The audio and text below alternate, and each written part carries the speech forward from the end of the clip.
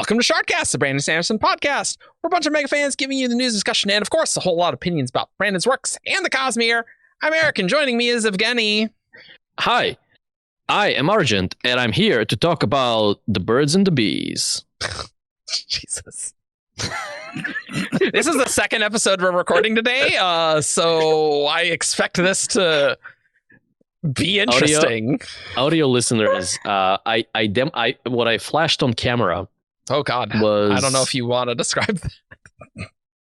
The thing that briefly appeared on camera. Okay, was a pack of like wet paper towels, not wet paper towel, facial cleansing towelettes. Yeah, from the brand Burt's Bees. Okay, cool. That's the joke. Yay! And so, birds and the bees. Wow, cool. Also joining us is Grace. Hello, I am Gator Girl, and I'm here to talk about your extended car warranty. No, cancel, unsubscribe, stop, 0. I would like to speak with a representative. Also joining us is Ala. How's it going? Hey, I'm Rasarr, and if you give me the chance, I would talk your ear off about video games that have nothing to do with the Cosmere. Okay. And I'm Chaos, and I don't have a bit here, so sorry. No bits today. Me neither. Look, I didn't have do a bit for either intro. I just decided to mash Argent's energy for both of them. I'd like to try too much. A challenge. Oh, damn. I'd like to match Argent's energy, but I don't have that kind of energy with me. Yeah, it's hard. I just do drugs. I see. We're getting demonetized already. Such as these delicious Tic Tacs. Okay, great. So we're going to talk about the space age of the Cosmere some more today. Sponsored.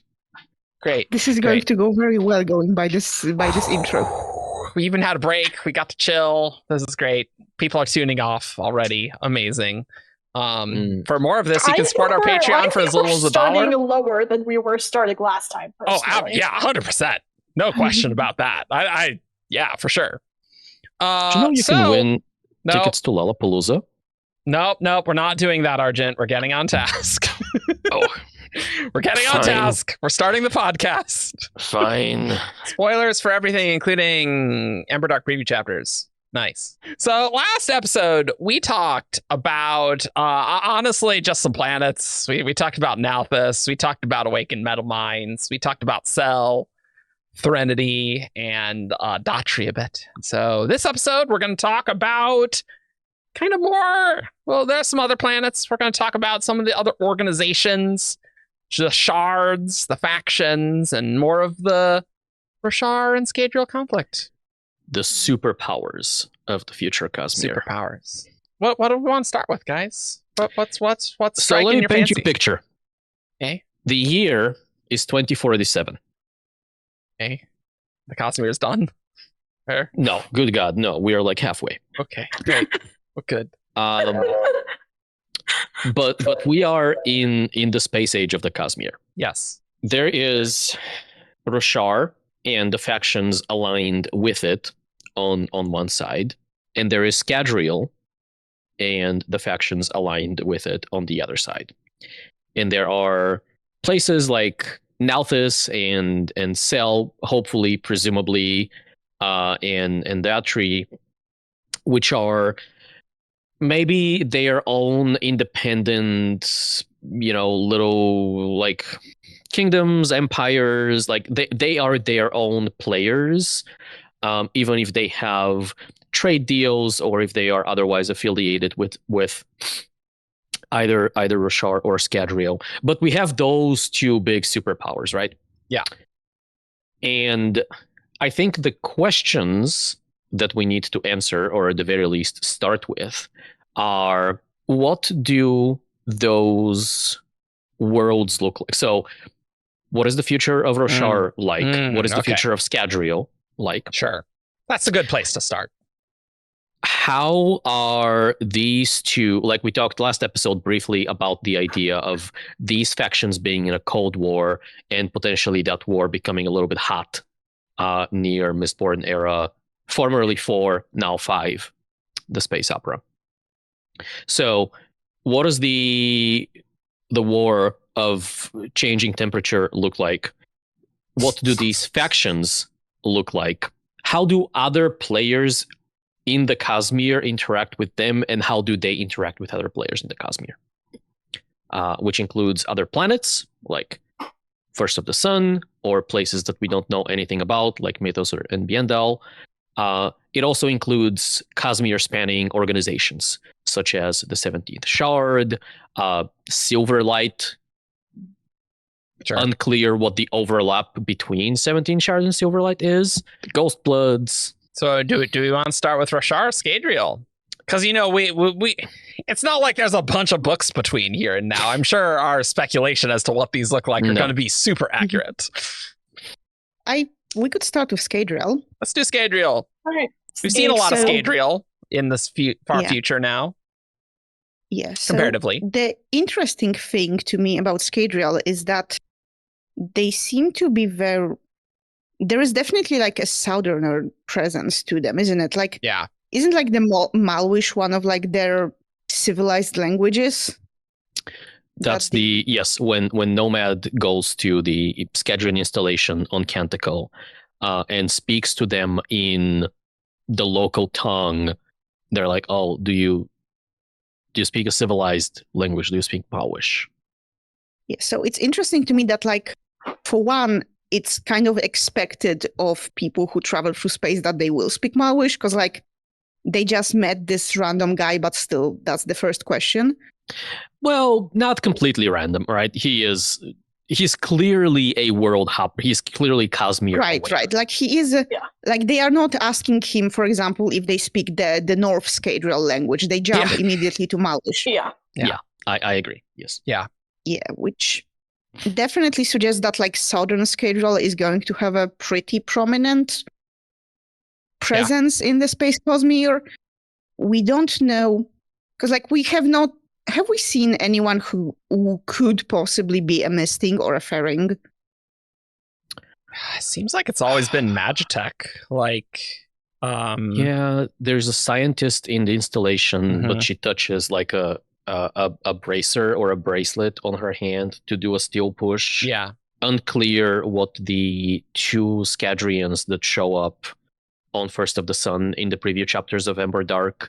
Mhm. Unclear whether they have their own powers or if they are powered by magic. Mhm. And then they had masks too, so Malwish, presumably. I don't remember the masks. I Maybe remember one of I'm them remembering said, the "No helmets." masks, no deceptions." Yeah, there's a With the mask thing. Yeah. It does definitely feel like, for one, they have definitely gone hard into like Magitech instead of like, I don't know, genetically engineering Mistborn or whatever. Okay, yeah, fair point. Sure. And for other, it's pretty obvious that like the Southern Scadrial, the Malwish have a large influence on what the current like space age Scadrial is like. Yeah, sure. So let's sit on this for a minute, because it is interesting that you describe them this way, because so the way I have been thinking about the future of the Cosmere, right? The Scadrian side of things and the Rosharan side of things Mhm. is, when I think of Scadrial, I think of their technology, like the commodification of the metallic arts, that kind of like the creation of metal mines that anyone can use. The now that Brandon has talked about the cyberpunk age, the idea that anyone can, obviously he hasn't talked about any of the plot stuff, but when I think about cyberpunk, I think implants, and so potentially the idea that anyone can go to your local metal mined dealer and just get like essentially an implant that gives you a power. So the metallic arts becoming available to everyone, the metallic arts as technology. And then on the other end of the scale, so like when I think about this future conflict, on one side we have this, which is the tech half of Magitech. Mhm. And then on the other end, we have the way I think of Roshar is, yes, obviously there's still going to be like technology there. It is still Magitech. Fabrials are Magitech. Shard plate is Magitech, but they are much more the magi half of magic. So like Sure. when I think about the future of the Cosmere, that's how I think of, and I guess I don't know where genetics fits in all of this. It doesn't seem to fit in either place. Admittedly, it doesn't seem like Brandon is interested in like doing like the biopunk part of like different sci-fi technology trees. Mm. Yeah, I think the most we would get would be like hemalurgy stuff and like weird modifications like that kind of thing. Okay, you can kind of see this in like EMBERDARK beginning, where like the Scadrians arrive on a spaceship and have like all the tech with them, whereas the Roshar guy just kind of fell from the sky.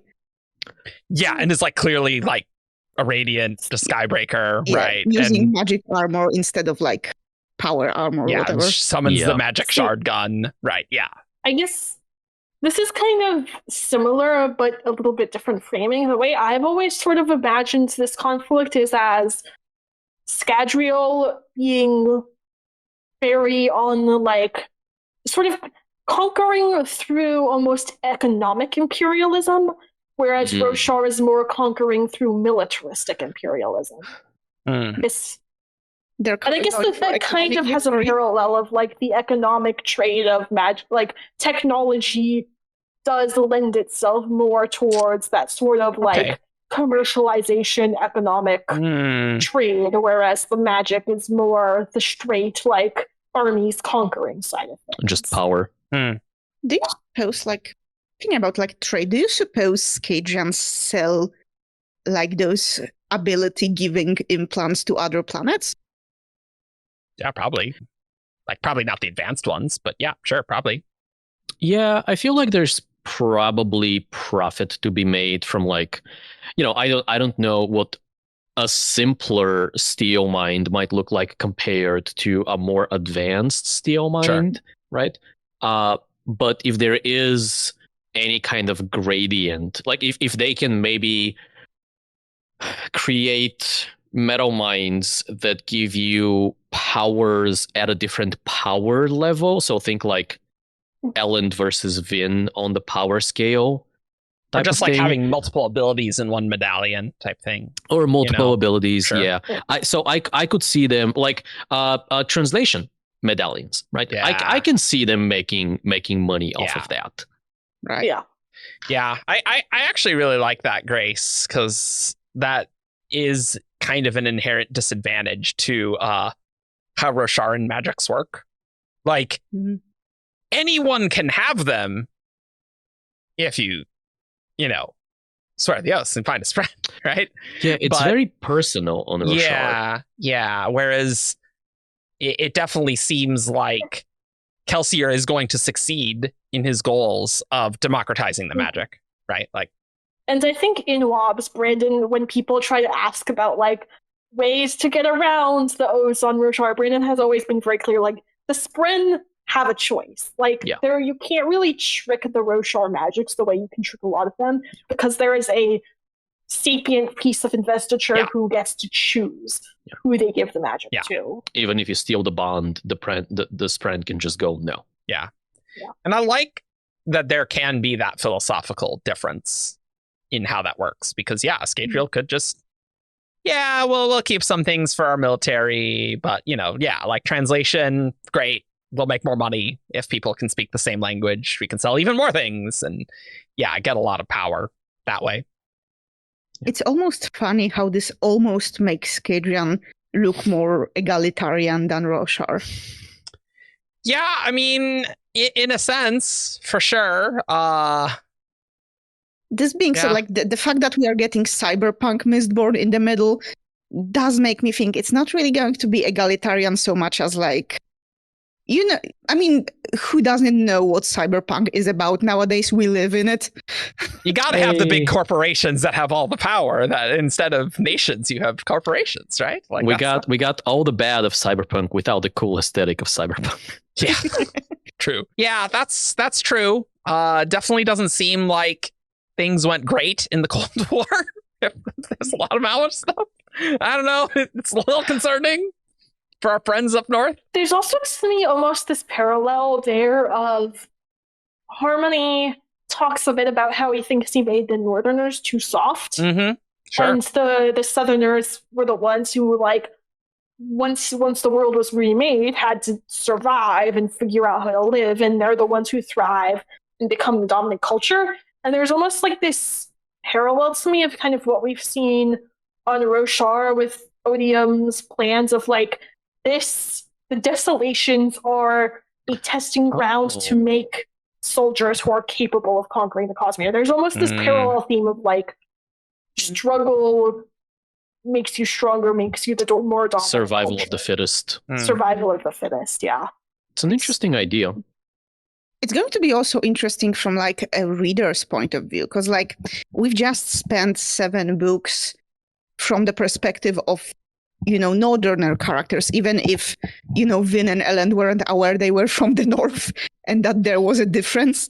Yeah. We've spent like time getting attached to like this region of the planet. So I'm curious to see if Brandon intends to like make the transition to where the Southerners become more of the main characters that we will be following for the next Mistborn eras.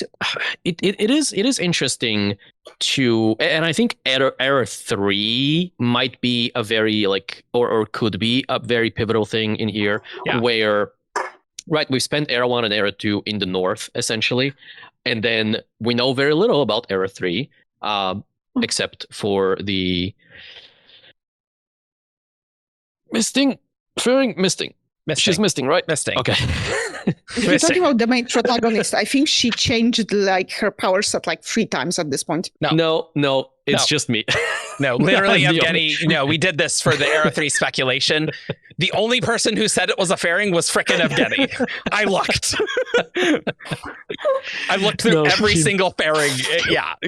she was always a misting. It's just there's no evidence that she's actually a fairing. No, well, because she's a Terrace. Yeah, she's Terrace. Yes, that's true. Anyway, the fact that she is Terrace, right, and the fact that she is a misting suggests like north-centric POV, at least where she is concerned. Now, these are going to be Era 1 sized books, so it's probably not going to be just a single POV character. Right. Era 1, like the Final Empire was very Vin focused, but like books 2 and 3 had significant Ellen chunks in there. So I would not be surprised if we see another main character, or maybe even 2 main characters throughout Era 3. Yeah. And so I know, Eric, I think you were interested by the idea of having like a Southern counterpoint to her. So that might be one way to like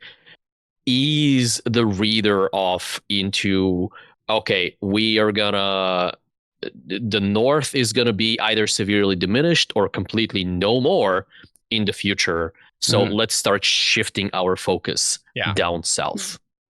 And then Era 4 might be fully south.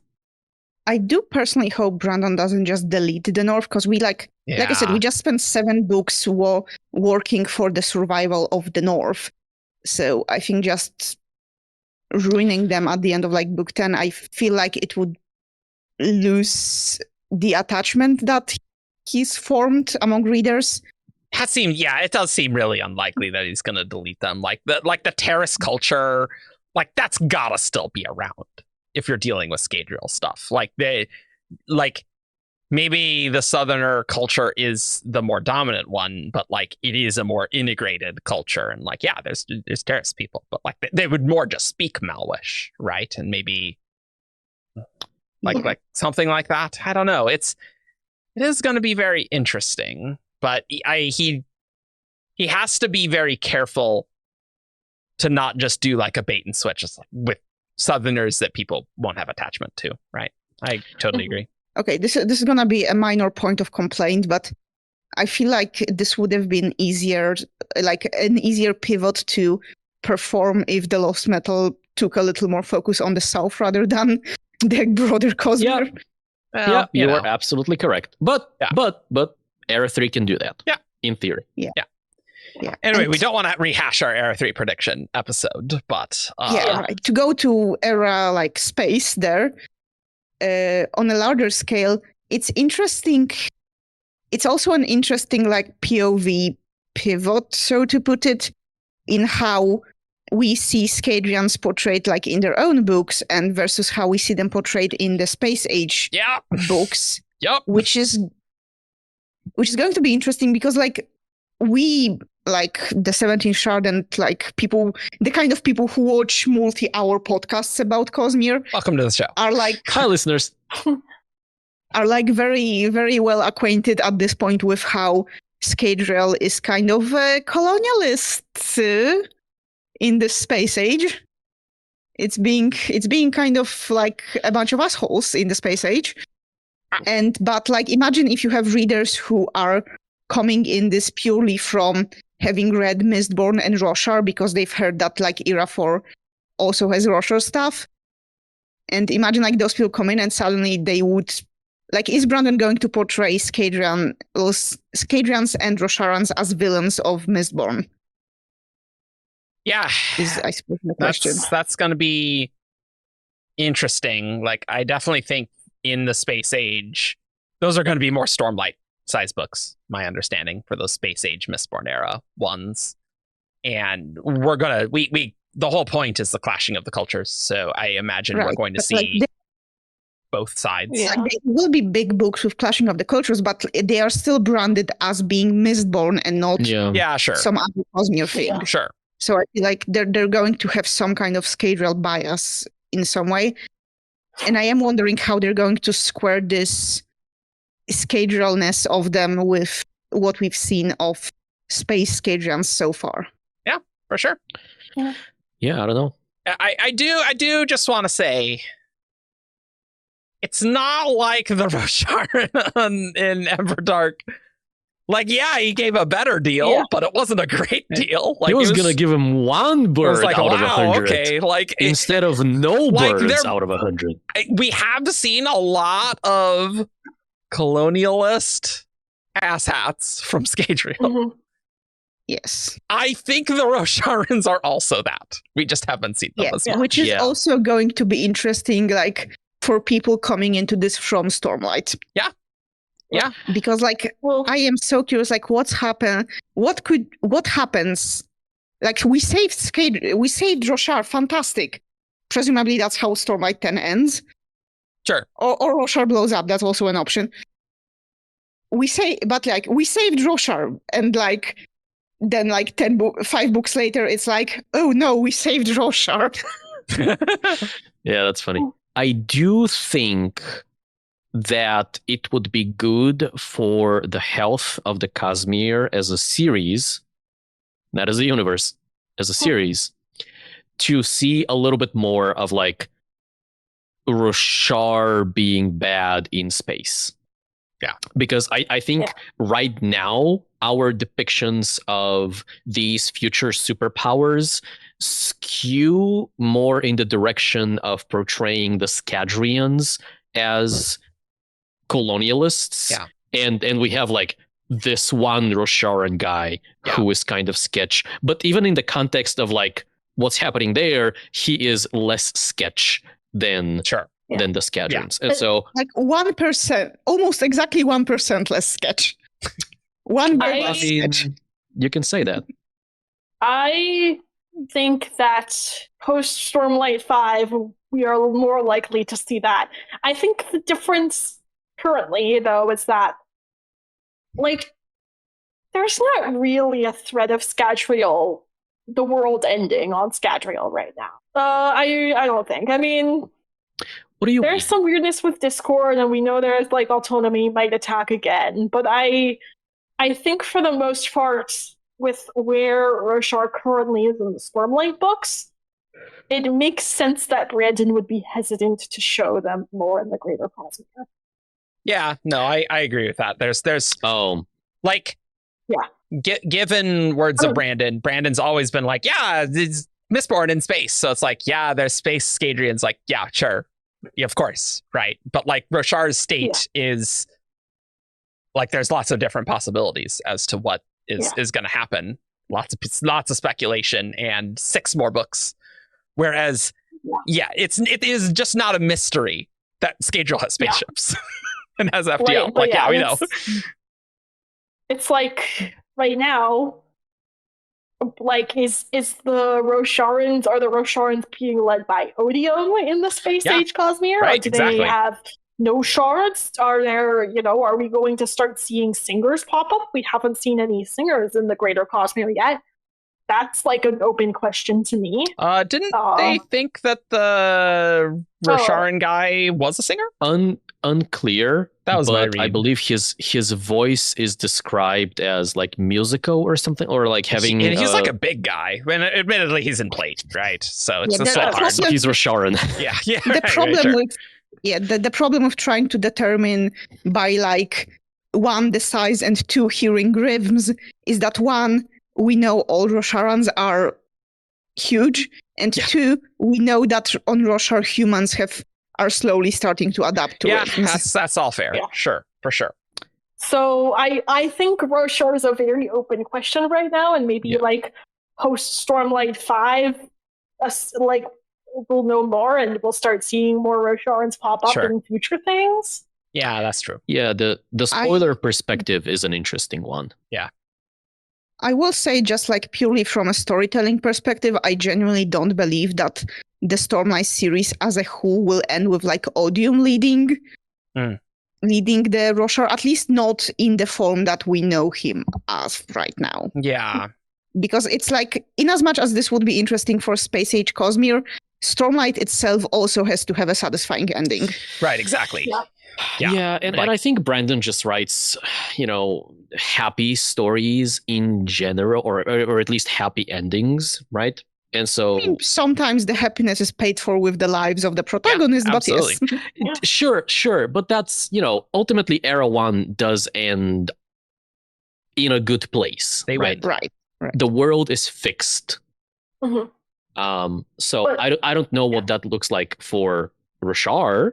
How does a Roshar fixed from Odium look like? Yeah. Right. And like, I don't think this would happen because I think it would be too similar to Era 1. But a world where the Stormlight books end with some sort of cultivation Odium honor combination might be really good for the Rosharans, but that doesn't mean that combination does not necessarily, to me, bode well for the rest of the Cosmere. Sure. Oh, and then we have Discord versus the Rosharan Trishard conglomerate. Yeah, I mean, that sounds awesome to me. Like that would be, like we solved this, but now the greater Cosmere is going to be having a fun time. Yeah, the local story is, yay, we fixed the planet, but now we are a terrifying superpower that others need to contend with. That's a way to do it, maybe. I'm kind of almost wondering, this is making me almost wonder, maybe the reason we don't see Rosharans that often in the space age, aside from the space, the spoiler problems, is that if Roshar rolls onto your planet, 90% of the time it will be with an army, and the story is going to turn into Roshar conquers this planet. Very quickly. Yeah, I mean, if you can get the Radiance off-world, which clearly they nailed it, got it. Having a bunch of Radiance come down with, a supporting army. Yeah, good luck. Good luck, guys. Just ask Ashen how that went. I mean, that's actually a really freaking good point. Jesus. There is the open question to me, too, of how closely aligned are the Amiens still with the rest of the Rosharans? Because they, notably have a reputation of, the, Hordelings have destroyed worlds. Oh. Yeah, the Sleepless are super interesting there. And the Sleepless are on, right now from the Sleepless are from Roshar. Well, but they're not originally from Roshar, right? No. But they got there. So do we think that Sleepless that destroyed worlds did that on Roshar's behalf, or are there rogue agents? God, it's so hard to tell, right? Yeah. It could be a totally different set of Sleepless, right? Yeah. A different strain. If you were just to take a blind guess. I would say not affiliated with Roshar. Yeah. Blindly is what I would guess. And I think the reason I say that is because, mind you, this is not even a tenuous connection. Okay, great. Good. That wob that like all the original Sleepless are more like spider-like, and on Roshar they have evolved To be like more gremlings. More like the loco. Oh God, I don't like that at all. I will take Kremlings over Yeah, Spider absolutely. Sleepless any day. Right, Yeah. and so what is more terrifying to me is the OG Sleepless, just like this. Hi, I'm a former StarCraft player, just zerging over and like taking over a planet. Oh yeah, and just, that's terrifying. I feel like a plague of spiders and a plague of fancy cockroaches is equally bad, to be honest. Yeah, like I don't know how they would destroy planets, but like that doesn't make a lot of sense to me. But I guess you just choke out everything. Presumably not like the planet itself, right? You're just a swarm that covers the land. Yeah. Hence Like your a Zerg locust reference. swarm. Yeah. Well, I'm glad we're getting a bit of horror element. The Sleepless are terrifying. Yep. Great, good. Maybe those smoking piles of Kremlings in Dalinar's visions were actually, hey, that's a good thing, actually. I mean, it easily could be, for sure. I mean, it's so hard to say what the Sleepless's motivation is. Like, even on Roshar, it just seems like protect Dawnshard. That's it. Like, that's the most important thing. And like the watching things, like it would be really cool to see them more in like later in the back half. Like I think Stormlight 5's too busy, but here's another weird thing though. So the thing about the worlds, right, them being a danger, that's in the context of like ZT, right? It's been a bit since I've read these. In the context of what? We learned this from the EMBERDARK reading, right? Isn't it? Yeah. I think it's the Birdman who's like, oh, I don't trust that thing or something. Yeah. I know. I'm sorry. It's just LT. You know what they did to my people, to my world. Knew what the Hordes had done to other planets. It was a familiar story. God. Yeah. God, the Cosmere is so cool, guys. There's that, right? So there's that. But there's also the Masaka signed. Like, she doesn't want any of this noise, right? She is afraid that if people find out what she is, she will be hunted down and annihilated. So the Sleepless are... So the picture that I am seeing here is that the Sleepless are terrifying as the Sleepless, right? But individually, they are being hunted down and exterminated where they can find them, right? That is very interesting. So that almost makes it sound like the Sleepless almost are like a faction like the Night Brigade almost, in a sense. Like that it gives me a bit of that vibe where like get enough of the swarms together, they're absolutely terrifying, right? And can like an infestation is like horrible for your entire planet, and you're just completely screwed. Because like clearly there's a big reputation here that they've done this many times and presumably are spreading out. So that's interesting. It makes me wonder why the Rosharan ones didn't do that, but maybe it's because Roshar is so high powered that they're like, these guys here, they're kind of crazy. When did they even get to Roshar is an open question. Yeah, though, when right? did they get to Roshar? What are they doing? Are they just concerned with the Dawnshard? Yeah. Maybe they didn't like the grand Sleepless culture that they watch because they don't like these more aggressive Sleepless, perhaps. Either that, or maybe they think that, if we eat this planet, that draws too much attention to here where there is a Dawnshard, so maybe we don't want that. Maybe they have some kind of deal with like whoever's ruling Roshar right now, where like in the future, they get something. Yeah, in the future, like maybe there is something Roshar can give them that they can't get by just eating the planet. I mean, a lot of free investiture, right? True. I mean, Yeah. do they need it? I don't know, but that's one resource that Roshar is extremely abundant in. True, true.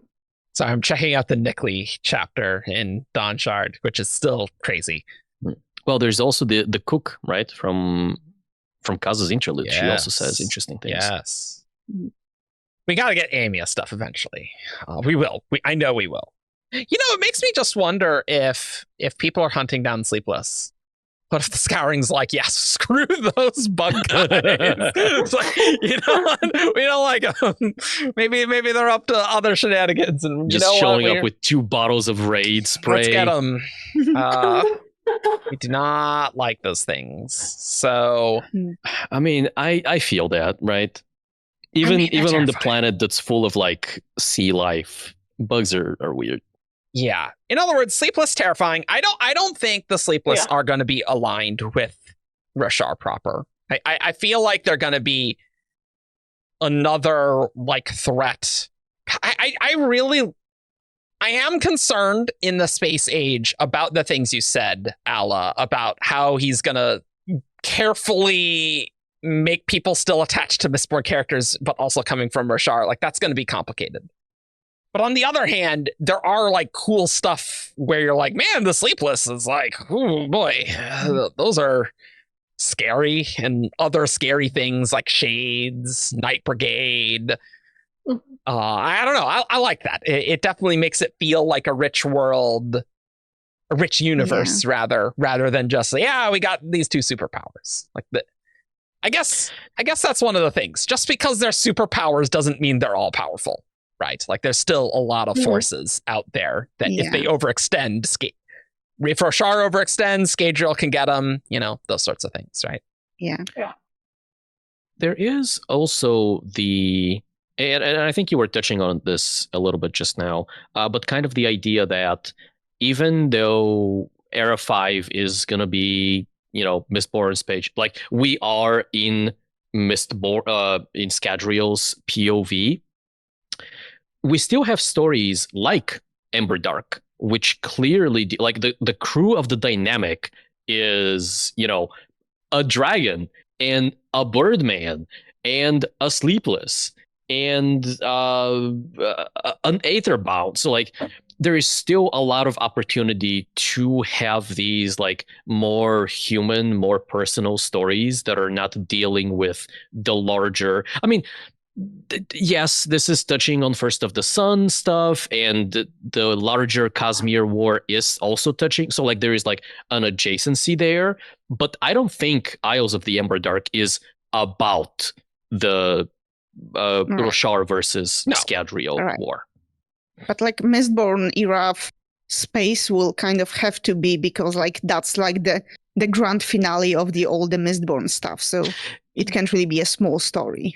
Yeah. Yes. Yeah. But I think you can still have, one of your main characters can be some aetherbound. I mean, yes. Just that, like, at the end of the day, it is branded as Mistborn era, the final one. I'm personally not worried. I think it's just going to be like the end of the Cosmere. I'm not entirely sure how much Mistborn branding there'll be. I mean, okay, for what it's worth, that's what it's being told to us sure, now. Sure. But yeah, I'm just saying, like, we're probably going to get POVs all over the place. Like, I think it'll be okay. Yeah. So I'm not disagreeing with that part. Yeah. I'm just thinking about like from the outside perspective, so to put it. Yeah, I don't know. Does it even need a Mistborn label in 20 years? I don't know. It's probably fine. We're talking about Sleepless, and in the corner of my eye, I just saw like a giant moth on my desk, and I was trying to catch and kill it, and I absolutely did not succeed. Okay. Oh dear. Okay. Oh dear. I don't like the moth Sleepless. Let's not have that. That sounds bad. Moths. I mean, they could probably develop. Imagine it's like on every world has its own brand of Sleepless that just a patterned after a specific type of bug. I mean, it probably does, right? I mean, they can have whatever. Yeah, just takes time and generation. spider sleepless, weird. cockroach sleepless. All the horrifying things. I can't imagine why the other races don't like that very much. Just wild, man. Yeah. It's weird. Let's talk about some other factions. Let's talk about Silverlight. And I guess maybe 17 Shard kind of with that. Maybe-ish. Yeah, I would just love the 17 Shard to do anything personally. Like, that'd be great. Oh yes, they are like the biggest like potential men of the Cosmere at this point. No, they are the faction whose one defining feature is that they do not interact. I think their more defining feature is that there's a website named after them. That might be a more notable aspect. I feel like at this point we have affected Cosmere more than the in-universe 17th Shard ever did. Yeah.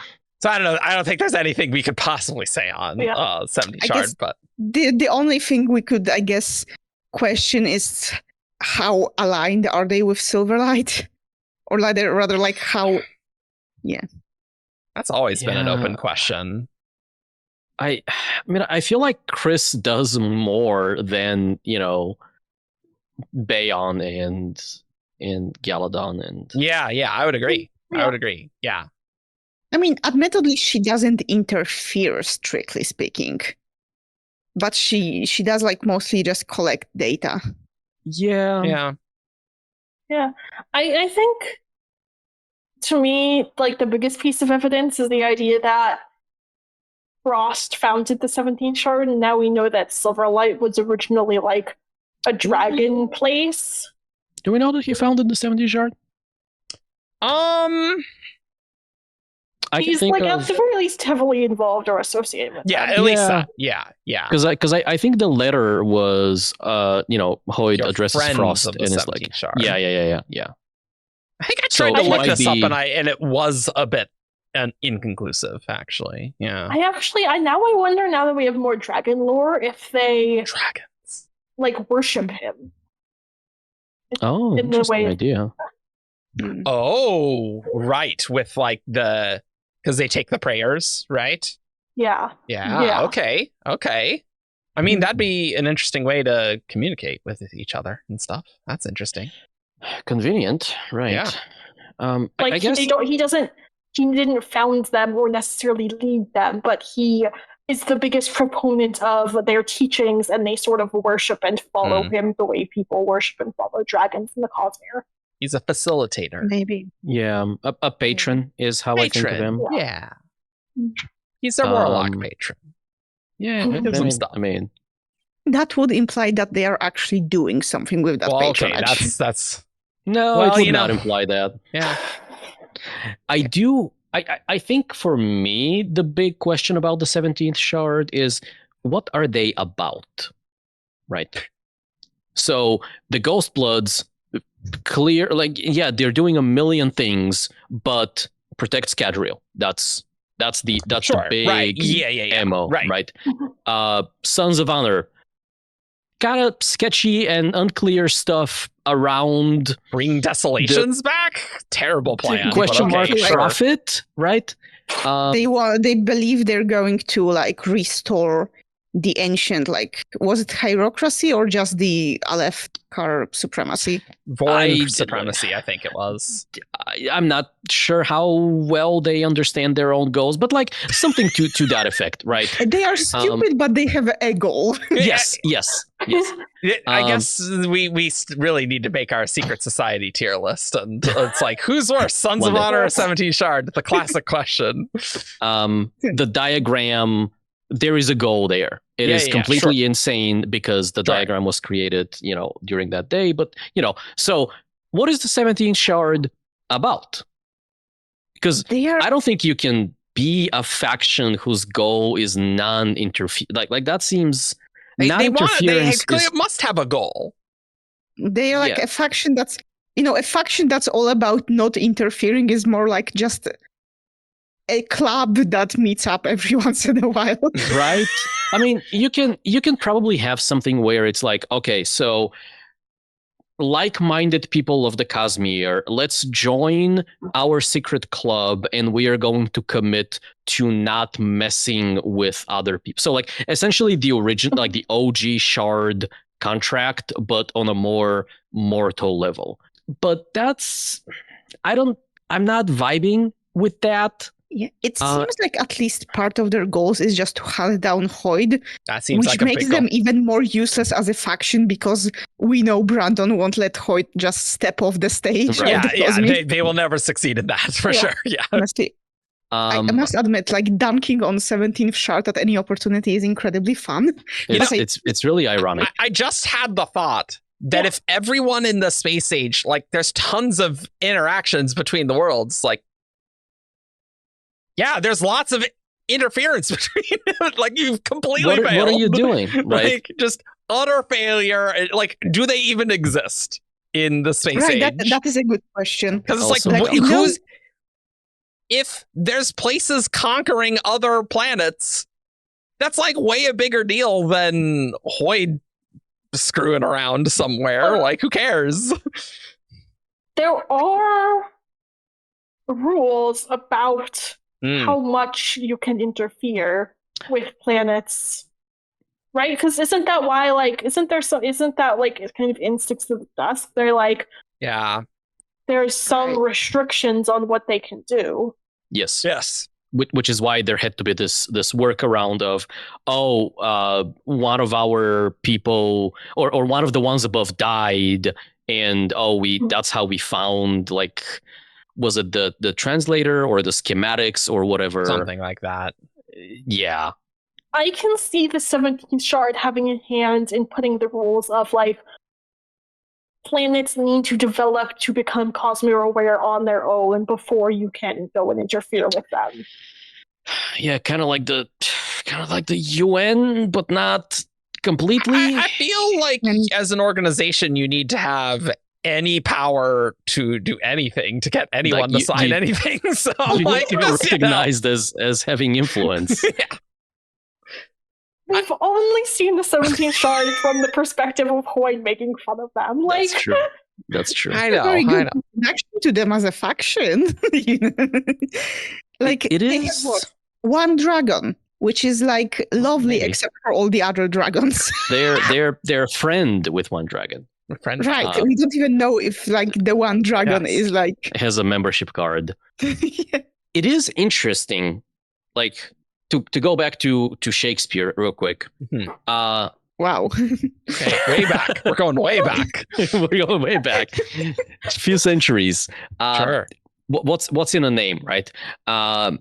It is interesting that they call themselves the 17th Shard, right? Yeah, there has to be some reason it's called that, right? Surely. And you would, Aspirational, certainly. well, it is yeah.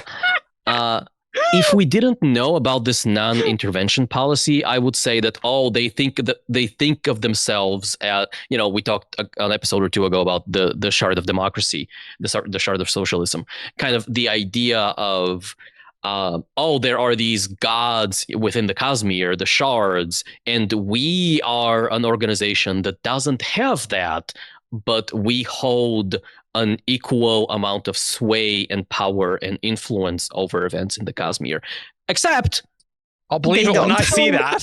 except They- don't. they believe that Edenolzium has a greater plan, and that, like, in being a non-interventionist, they are facilitating Oh, that. those- I think it's like the shards are pieces of Edenolzium's will, and they are willingly take up a part of the shards are part of Edenolzium's power, and they are taking up the mantle of what they believe to be Edenolzium's will and desire for the Cosmere.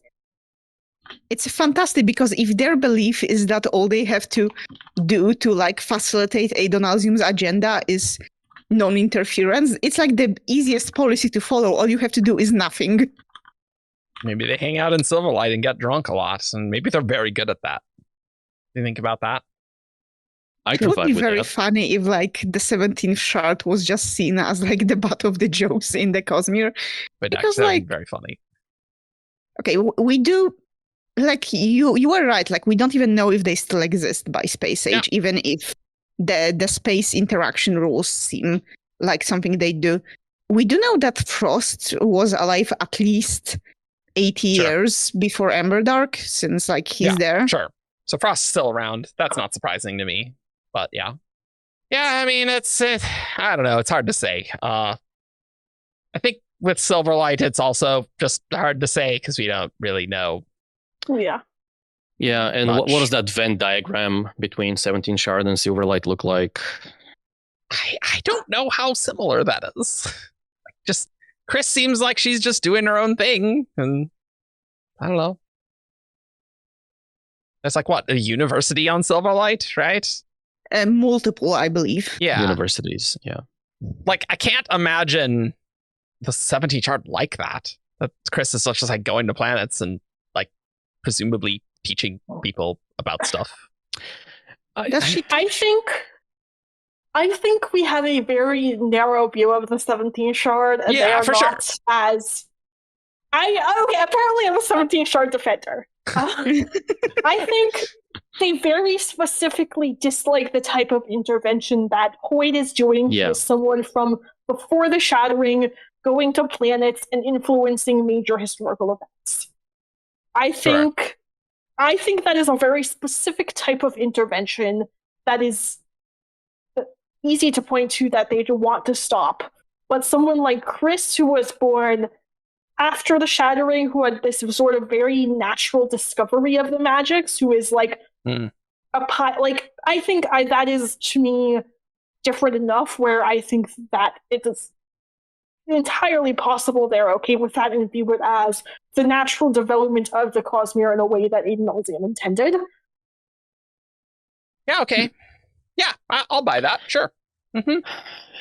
Yeah, there's also like Bayon straight up pulls a gun on DL's mother, which, that doesn't lead to anything, but it sure smells like it would have interfered with, not a huge historical event or anything of that nature, but it's not like they're not fully doing the prime directive thing. Yeah, right? No, they're not doing that. Yeah. I mean, and if so, they did a very bad job at it. Oh yeah, they are the ones who brought the plague that then didn't end up doing anything. Yeah, that's the common cold. It didn't do much. Yeah, the common cold. Yeah. This is kind of like make me wonder, maybe they have like this very narrow scope of just making sure that the people who survived the Shattering aren't messing about. Yeah, maybe. Yeah, I did have the thought that maybe they're like literally hunting people who, like pre-shattering people, and they actually did kill a lot of them, but Hoid's just like, yeah, good luck with that. But guys, I guess we had something wrong. What's that? Oh. So we've been framing the 17th Shard as non-interventionalists, but that's not what the letter says. Oh yeah. Oh. Hoid is addressing Frost specifically when he says, he's talking about rays and says he holds the most frightening and terrible of all the shards. Ponder on that for a time, you old reptile, and tell me if your insistence on non-intervention holds firm. Because I assure you, rays will not be similarly inhabited. And then, sure. And then he goes on and talks about you just need to look at Cell, Aeona, Sky. You have accused me of arrogance in my quest. You have accused me of perpetuating my grudge against the Rays and Bavadin. Also, we don't talk enough about how Hoid has had a grudge on Bavadin for ages. Both accusations are true. Neither point makes the things I have written to you untrue. I am being chased. Your friends of the 17th Shard, I suspect. I believe they are lost following a false trail that I left for them. They'll be happier that way. I doubt they have any idea what to do with me if they catch me. Yeah, I think we're just saying that based on the association with Frost, but that doesn't need, like, we don't know how extensive that association. We also have WOBs. Oh yeah. They are non-interventionist. Yeah. I mean, granted, in the WOB does explicitly say they're doing a bad job at it. Great. But he Good. says Brandon is they are dancing on have that. a non-intervention policy that they are doing a bad job of, and they'll be important in the future of the Cosmere. Oh, good. They'll be Ah. important. And then That's they good. say, but he does say what Chris is doing is acceptable to them. Oh, okay, cool. Great. Yeah, I didn't research It's this just part. integrating with a culture that they don't like. Interesting. Yeah, so this is like what we've talked about. Like, Chris doesn't really interfere; she just records. Sure. Okay. There's obviously another organization we got to talk about. Got to talk about the Ghost Bloods. Yeah, the ones that actually do stuff. They do The actually do GGs. things. Yes. Yes, they do. Ghostbloods are like interesting to me because they have this self-professed goal of wanting to save Scadrial and make sure that Scadrial doesn't get destroyed again. Yep. But they are kind of doing that without the approval of, or even without the knowledge of the current Scadrial governments. Yep. Except for like the fact that the last governor of Scadrial that we know of was once offered membership. You know, Marasi. Oh, And the second point, the god of Scadrial doesn't approve of their actions. Yep. Which puts them in a pretty interesting place because, like, at the point of like space age, Scadrial has become a superpower in the cosmos. So I don't think they are particularly concerned about Scadrial as a planet needing help to survive at this point. Sure. And like even like their homeworlds, I feel like it would be easier for, say, Rosharans and Scadrials and Datrians to work together as like members of a single group before those societies met and started getting hostile with one another. So I guess my question would be, for one, do Ghostbloods still exist in the space age of the Cosmere? For two, has their like mandate changed? And for three, have they become any more associated with like the government of Scadrial, or are they still like a rogue faction working from the shadows? I think Kelsier has to still exist. He's too main character for the Cosmere for him to not be in the space age. He brought him back. He's in it till the end now, in my opinion. and I don't think he's going to be working with the government. He hates the government. It's just, it doesn't matter which government it is. It's just he not just his he vibe. just doesn't like the government. So I think what we might see is a shift from, so currently as of Era 2, the Ghost Bloods are kind of ahead of the technological curve because they have access to so many more assets and so much more information and magic and technology and all of this stuff than the rest of Scadrial. And then I think as the eras come and go, they might get left behind a little bit, where by the time we get to Era 4 and Era 5, mind you, this is purely speculation, but I think we might end up in a world where the Ghost Bloods are kind of like this like still shadowy underground organization, but now they are more scrappy.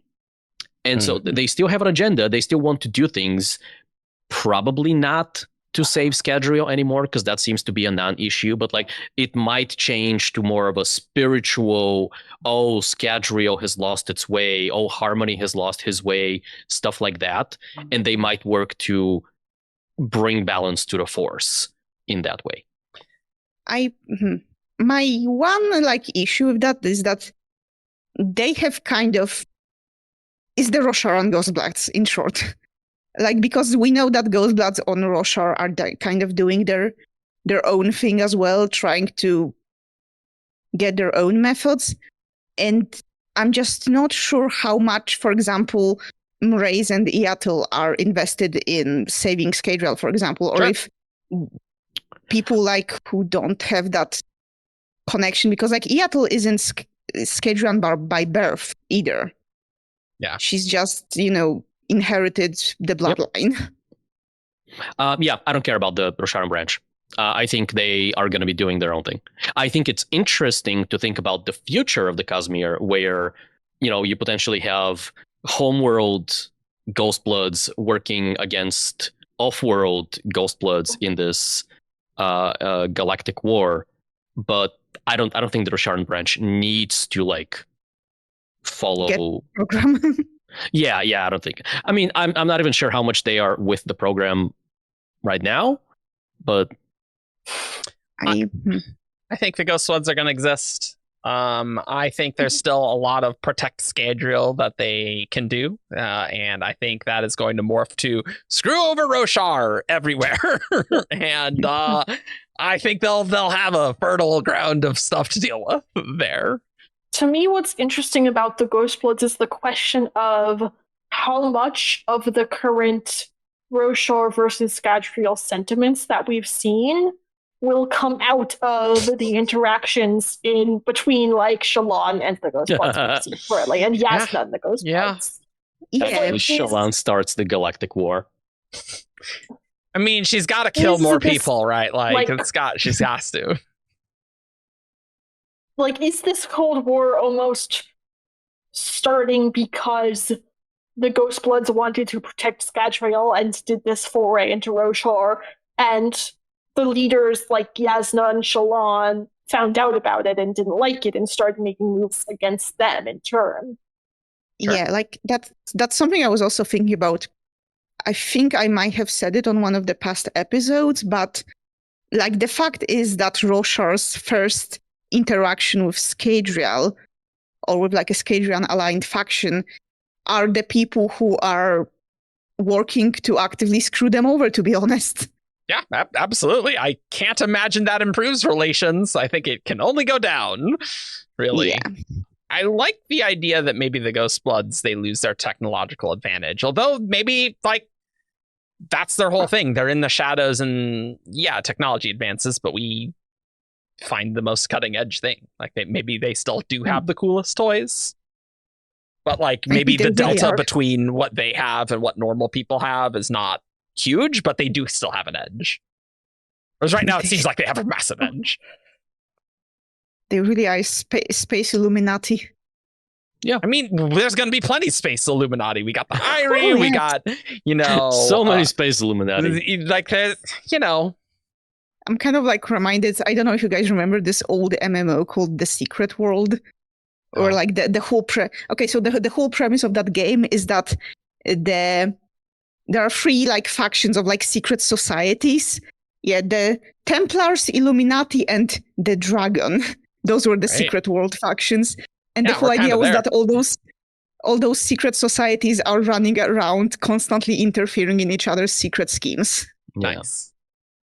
And I'm thinking like this is what's gonna be Space Age Cosmere, just a bunch of secret societies tripping over each other at every point. Yeah, because like I don't think the Ghost Bloods are gonna be, related to the government. There's presumably gonna be Rosharan factions. I mean, what's more Rosharan than secret societies? I mean, come on. They're probably gonna have, Amiens, maybe do some stuff. I don't know. Who knows what's going to go on with Amiens. And, we have Sleepless. They're kind of their own crazy thing. Got the Irie, just Asher doing stuff. There's just so many. And Hoyd, right? Who knows what Hoyd's going to be up to? Because, he goes to Scadrial, but then we don't really. I mean, he. Obviously, in the secret projects, we know he's around doing stuff. Right. In like speaking with people from Vaden descent and Shin descent. Yeah. So it's going to be really interesting. I think there's going to be a lot of possibilities, and it's going to be very complicated to keep track of. Have fun with that, Brandon, writing this into a coherent story. Good luck, bud. Because I think that might actually be a problem when you have to read all the previous stuff to understand the final Mistborn trilogy. But I'm going to love it. So, but normies, get out of here. Just kidding. Sucks to be you, future reader, having to read 80 books before you get to foolish mortal. I definitely think the Ghost Bloods start the animosity, to put it mildly. Right? I can't imagine that they didn't. Yeah. I don't think that's the case, but I think it's funny if it were. Yeah. Kelsier ruins everything. The story of the Cosmere. We should have had Fedra on this episode. Yeah. Look, we already got her for the Era 3 predictions, and That's good. You can only win so much. Let's talk about some gods. Let's talk about some gods. So this is a whole other aspect, that there's a secret world. Sweet. Welcome. That is not only the secret societies, but the shards themselves. Right. Because these shards, in some respect, are going to still exist. As much as I want Kelsier to murder Sazed. Which I do. I do want that. I think that'd be cool. And then they use Harmony's corpse and they power their spaceships with it. Like, I think that's great. You know, democratize that magic. There shouldn't be a shard. Democratize it. I think you probably like. There's a lot of shards around. We haven't seen them all, but I don't know. They clearly need to be relevant in some way, and I like your idea, Grace, of like a try Rosharan shard, right? And that's going to be a big deal, right? The Roshard. Roshard. No. The Roshard blade and the Roshard plate, yes. Yeah. That feels a little too similar to the ending of Hero of Ages for me. I think for sure. will actually do it. Yeah, but it's 3 shards becoming 1. It's slightly different now. It's the shard. It's 50% bigger. Even the Cosmere isn't safe. Yeah. The short to me that I think we have to talk about, right, is autonomy. We do, yeah. So that's another entire organization. Not really organization, but just like. I mean, it kind of is. Kind like of, she has minions. She has minions. She and objectives, right? All of these things are true. She is the men of red and gold. Yeah, we got to see the men of gold and red. Is it red and gold or gold and red? No, it's gold and red because we always said red and gold, but it's gold and red. Yeah, because it's alphabetical. That's how I remember it. Ooh, that's good. I like that. Like Taldane is like pretty advanced, I guess. Like what? We didn't talk about Taldane in the last episode, but whatever's going on with Taldane. But it's also isolated, right? Cut off, isolated. Yeah. I don't know. Chris can't get back there. I just have no idea how Taldane relates to just anything in the Cosmere. It's just such a mystery. This is where we get on the duck on White Sand Pros. Hey. I think autonomy is interesting to me because, like, in some ways, she's been so antagonistic so far. Mm-hmm. Right? With, like, trying to take over Scadrial. Sure. There's, like, maybe she helped Odium kill Shards in the past, right? But yeah, then, sure, right. I don't know. I also have the EMBERDARK, but just make me wonder if maybe she has some greater plan where she like knows these smaller planets need to be empowered in order to hold their own. I don't know if we can just slap autonomy with like a good or bad label. It's mostly like. Yeah, I mean, I don't think any shard is going to be purely good or bad, but I don't know. She's just so interesting to me. Autonomy is very interesting. The thing with autonomy is you could have any number of avatars and some that are horribly evil and some that are great. And so it's hard to say necessarily. And one might be very friendly and one might be not helpful. I do kind of like the idea of Bavadin going, hey, the future of the Cosmere has a lot of war going on. I've seen Ray Splinter Shards. Maybe the key to survival is not to hunker down and hold my own. Maybe it is to go around the entire Cosmere, have all of these avatars so that I can, you know, if I'm being attacked or if something happens to me, I can go elsewhere so that instead of having one really powerful stronghold that can nonetheless be brought down by, you know, Odium temporarily allies himself with a couple of other shards, comes down and blows my straw house. Or like down. Discord or something. Who knows? Yeah. But what if I have, you know, dozens of these smaller worlds that, yes, each individual one is probably much easier to take over or to take down, but like while Odium or whoever is going around doing all of these things, that's wasting their time, that's wasting their power. I am powering up elsewhere. So like it's not necessarily that she is doing this from like an altruistic perspective to help the little guys, but it's backups upon backups upon backups upon backups. I think she might just purely be like anti-consolidation of power at any cost. Because what do we know she's done? Well, first, Bavadin helped kill Adenalsium. Then she went and helped kill, like, Odium kill planets with multiple shards and attacked Harmony when I don't know if we know that. Do we know that? Right, what? No, we don't know that. Yeah, I don't think sorry. It is one viable interpretation of them being like autonomy being involved with devotion and dominion, I think. And also we killed you. Sure. I think there is a plausible evidence that autonomy killed God, like helped kill God, potentially helped kill like shards on planets where there were multiple shards, went after the one shard that was combined, and it's now like creating avatars and potentially splitting up her power. I think it's totally reasonable that autonomy could simply be someone who does not believe that anyone should have the level of power of a shard at any cost, and is willing to like even split her own power into multiple avatars in order to prevent that. Or I don't know. So do we think that like the end game for, because I know like a lot of people believe that Adenalsium being rebuilt is the end game for the Cosmere, but do we think that it's like the opposite?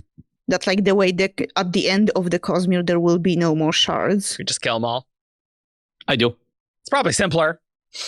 I think it feels more satisfying to me as like a big like Cosmere saga, right?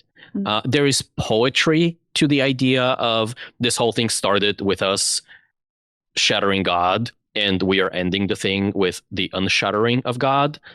But I find it more compelling that we end up with no gods, just hey, we are all human peoples. I think there is something equally compelling about this. All started because a group of people for different motivations decided to kill God, and then by the end of it they became the thing they killed and have to be stopped in that same way. Yeah. Which by the way also plays into the idea of, you know, Brandon, famously very religious man. A shocking number of his books deal with religious institutions and religions being the bad guys. So, you know, getting rid of all divinity in the Cosmere, you might think would be out of character for him. Not so out of character. Don't worry, the God Beyond will still be there. The God Beyond will fix it. The God Beyond really have a major role in the space age. No, just kidding. Probably not. So I do like this idea of what autonomy is doing, that she is going around making sure that gods don't consolidate. Yeah. Because I think that's a big threat to her power. I think, I don't know, I like the idea of autonomy kind of spreading through Cosmere planets almost like an infection. And just like autonomy everywhere. It honestly reminds me a little bit what I imagine the Sleepless would be, you know? Just like they're just spreading to planets and just destroying them and just making them all sleepless land. I mean, there is a loose parallel between kind of the, you know, not multiple identities of Bavadin, but like the avatar. I was gonna say avatar state, but that's a completely separate thing. That's something very different. Her multiple mindness and the hive mind nature of this.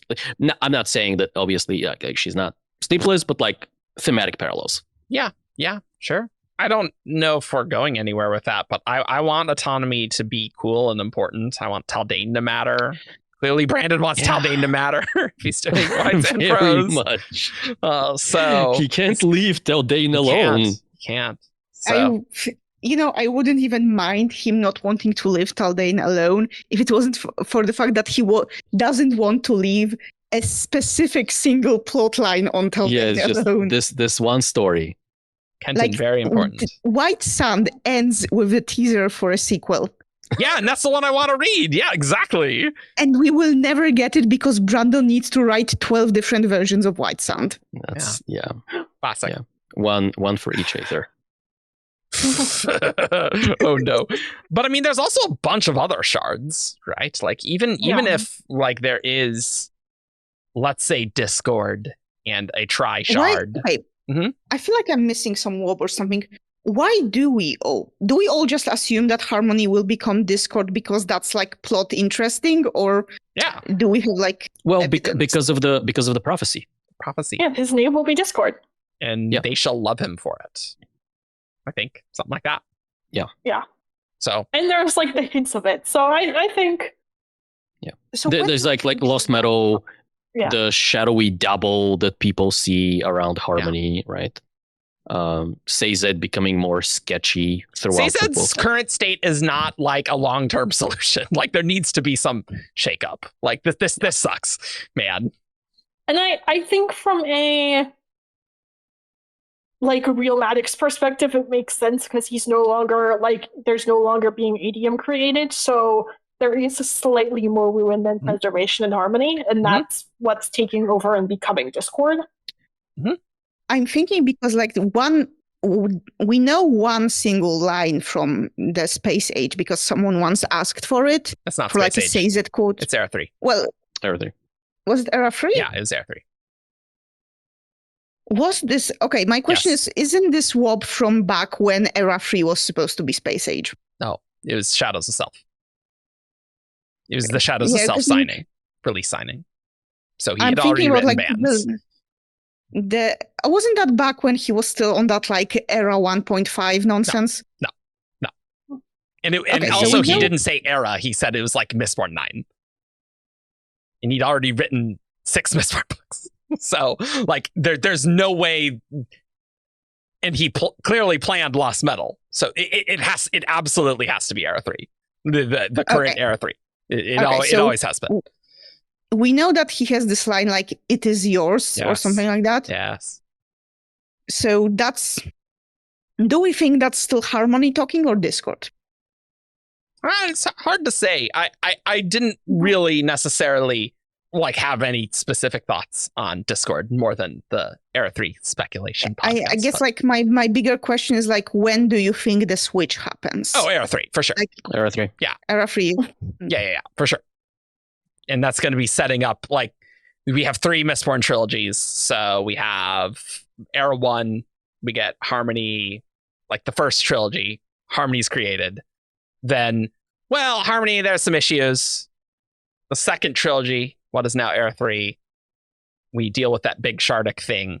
And then the Space Age era is that final trilogy is, we solve the problem of Vade and Elysium, I guess, and the Shards themselves. So all of these are probably going to be big Shardic things, I think. Yeah. The core backbone Cosmere stuff. Because I'm also thinking about Kandra, because Sazed, whether he's Harmony or Discord, he can control the Kandra. Yep. And we see I think we see one Kandra in Space Age, we see Ulam. Yep. Well, we do know that he has released them.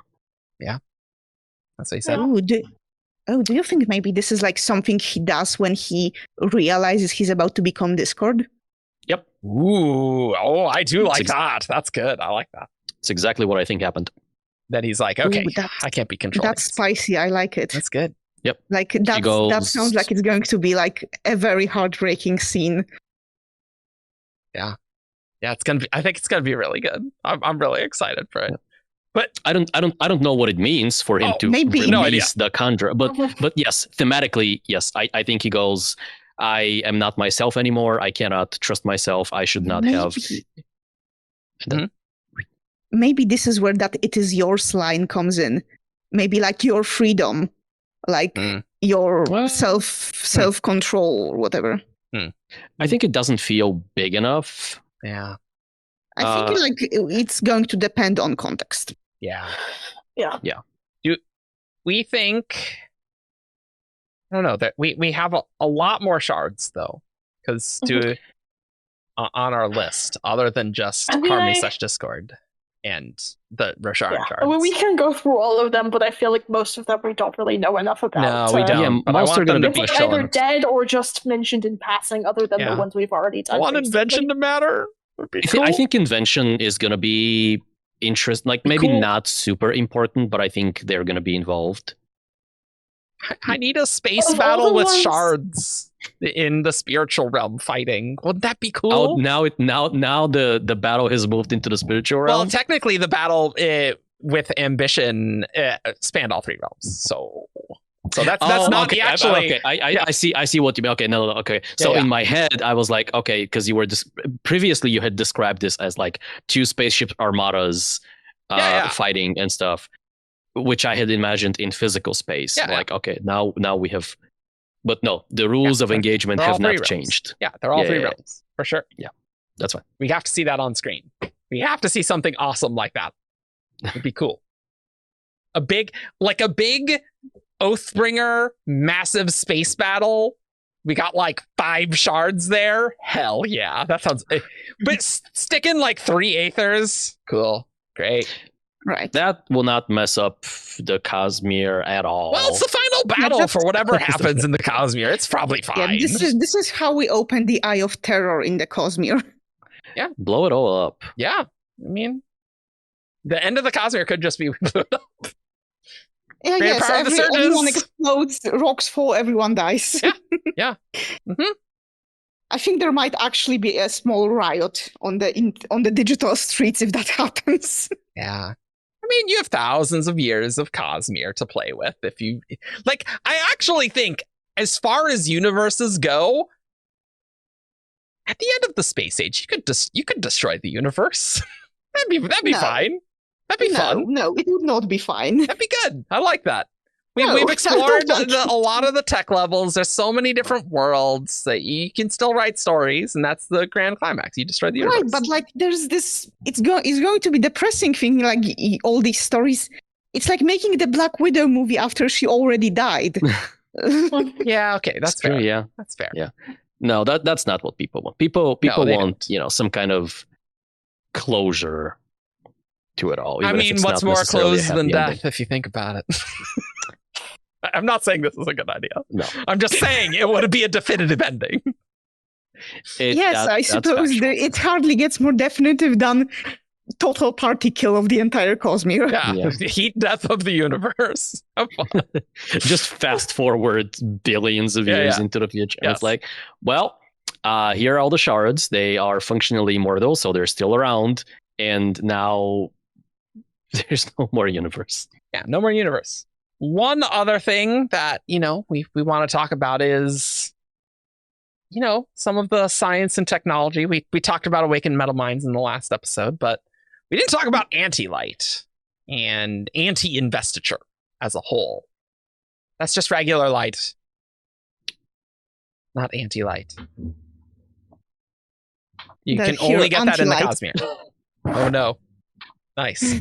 Apparently a thing Brandon always intended to, defeat Radiance and presumably other higher powered things.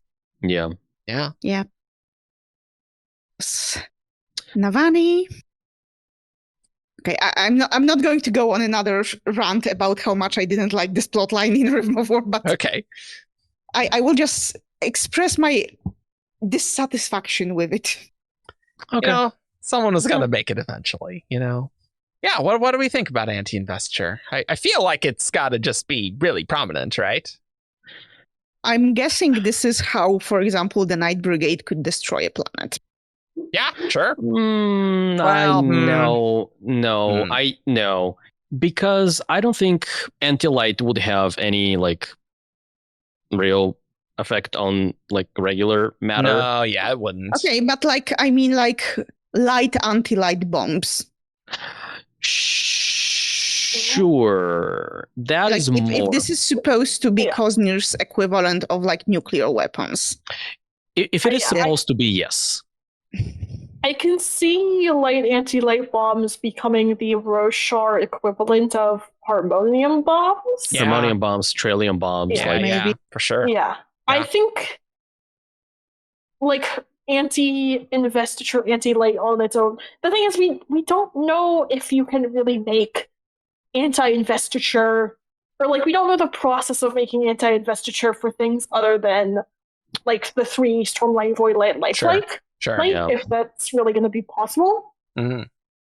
Yeah. And if it is, it's mostly effective against cognitive shadows.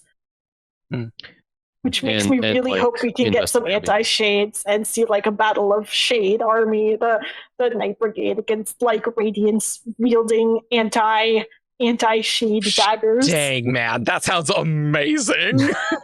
Holy crap, that is so cool. Night Brigade versus like a strong Radiant contingent. Oh yeah. Some shard guns. That's it's like a zombie movie but with ghosts. Yeah. Sounds Um, awesome. My worry is that it becomes so common that it loses the kind of cool factor, right? So if you imagine era 4, era 5, Roshar, back half, Space Age, Future of the Cosmere, if everyone has anti-investiture bullets, and if everyone's sword is coated with a layer of anti-investiture, and if everyone has anti-investiture punching gauntlets, then that's just kind of Yeah, okay. You have a point, and like I don't think Brandon's going to like neuter his own magic systems by like perfectly countering them. Yeah, because it's like once you have anti-light, storm, void, whatever, it feels like you are not that far away from anti-light guns. Yeah. And that maybe that's just the problem with guns, that they like take away a lot of the magic of like a lot of the fantasy in fantasy. Yeah, I mean, your Radiants turn into, instead of like Knight's power armor with giant swords, you're like a massive hulking, Spartan with from like Halo. With like laser guns and blasters and stuff like that. Yeah. I mean, The thing is, I think we're also overestimating anti-investiture's capabilities. Like, I think, like, I don't know, like, how you need. I think you need an invested being in order to do any damage with it. Like, and I don't know if like a regular person is invested enough to cause that. It's always going to be most effective against friend, against cognitive shadows, against. Sure. Like, I think it would be a waste to use a anti-investiture weapon against your common soldier. I agree. Right? Like, my concern is with, if an allomancer is actively burning their metal, would call it mistlight, anti-mist, hell yeah, the mistant, if you must. Boo. Would that like have any effect on them? I feel like it should. Like I think while they are actively channeling the power of preservation, their body is suffused with, like, they are invested at that moment. Awakeners constantly walking around with a ton of investiture in them. Awakened objects, by definition, invested. Awakened metal mines, by definition, invested. So it feels, yes, it's not a universal weapon, in that you can't just shoot someone with anti-investiture and expect an effect, but it does feel like it solves so many problems as long as you have like a bandolier of like, here's my anti-stormlight and anti-void light and anti-mist light and anti-breath light and so on. I mean, it's a very powerful weapon that Brandon has created, for sure. I'm kind of worried, like now that Argent has talked about it, I'm kind of worried that Brandon made it a little too easy to acquire. I think that's what I'm saying. Yeah. I think it is specifically easy to acquire for Roshar because of how their investiture manifests. I do not think anti-breath is going to be easy, for example. Like, that's true. I don't know how much, like, if you have anti-stormlight and stab someone who's holding a lot of breath, what that would do exactly. I feel like that's still kind of... I don't know if it'd do anything. One eye for the... I'm trying to think if we see any, like... One eye for the gods. Oh my god. I'm trying to remember in Rhythm of War we see, like, someone... If we see them stab a fused with anti-stormlight. I would not expect an effect. No. Yeah. Like, I think it is something that is specifically easy to get on Roshar because of how Roshar manifests magic. That's fair. Yeah. I think that Rosharans will likely have primary control of anti-investiture, but will also be the ones it's most effective against. Yeah, okay. In the interest of fairness, Roshar also has a bit of a special relationship with tones. And so the idea that you create, we don't know if this is the only way to create anti-investiture, right? But if it is, then Roshar seems to have to be another step ahead of everyone else because of its affinity to this like spiritual property. Yeah, sure. I am kind of thinking like it's probably going to be like an extremely controlled substance by whoever is ruling Roshar, because like we've just talked about, this is something that is easy to make on Roshar, and also because of that is most effective against Rosharans. So I don't imagine that like Roshar is going to be equipping rank and file soldiers with weapons that are most effective against their own elite soldiers. Yeah, for sure.